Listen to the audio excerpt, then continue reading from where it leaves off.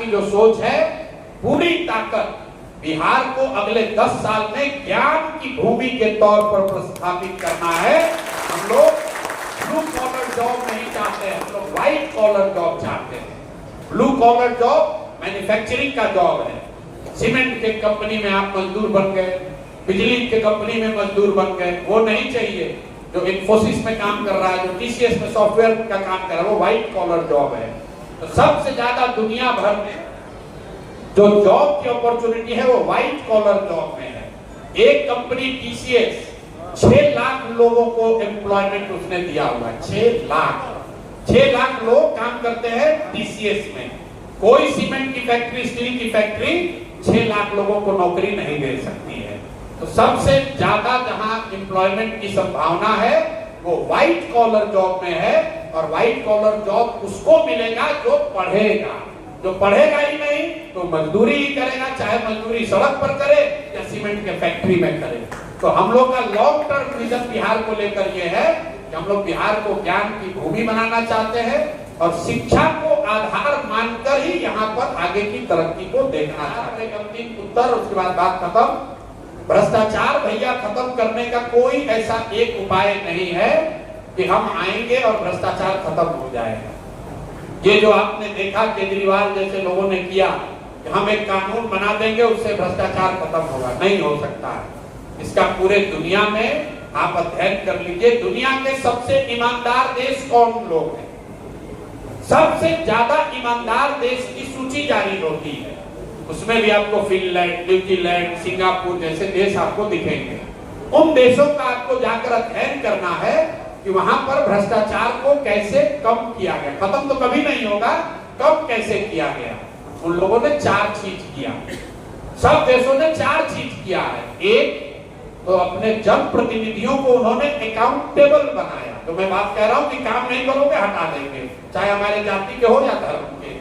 जब तक जनप्रतिनिधि ईमानदार और अकाउंटेबल नहीं होगा तब तक आप भ्रष्टाचार कम नहीं कर सकते हैं।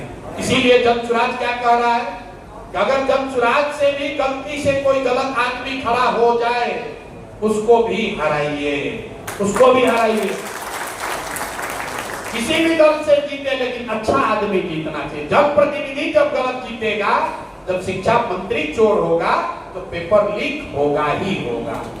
दूसरी चीज लोगों ने क्या कहा, उन देशों ने क्या किया? उन देशों ने बहुत बड़े पैमाने पर सत्ता और संसाधन का विकेंद्रीकरण किया।